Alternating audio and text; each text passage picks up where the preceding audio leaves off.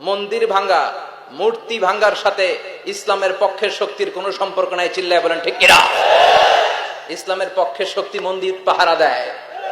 তারা সাম্প্রদায়িক সম্প্রীতিতে বিশ্বাসী, কোন দাঙ্গা হাঙ্গামা সন্ত্রাসবাদে ইসলাম বিশ্বাস করে না। চিল্লায় বলেন ঠিক কিনা?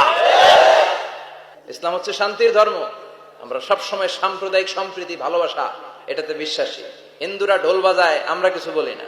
আমরা তাফসীর মাহফিল করি, ওদের যারা ভদ্র তারাও কিছু বলে না। ঠিক কিনা?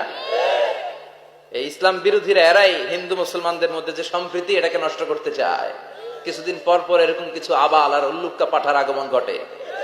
এক বাংলাদেশ, আমাদের দেশটা অনেক ছোট্ট কিন্তু সৌন্দর্যের লীলাভূমি। সুবহানাল্লাহ পড়ে।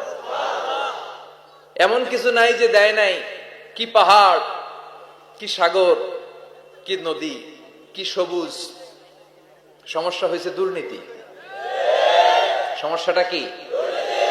আমি 5.5 বছর ধরে মালয়েশিয়াতে থাকি। আল্লাহ মালয়েশিয়ার যা দিছে এর চেয়ে অনেক ঢের গুণ বেশি আমাদেরকে দিয়েছে। আমাদের দেশের পর্যটন মোটেল, পর্যটন কর্পোরেশন আর ট্যুরিজম যে মিনিস্ট্রি আছে, এটা যদি সুন্দর প্ল্যান করে এই দেশটাকে কাজে লাগাতে পারতো, আমরা ট্যুরিস্টদেরকে জায়গা দিয়ে কুলাতে পারতাম না।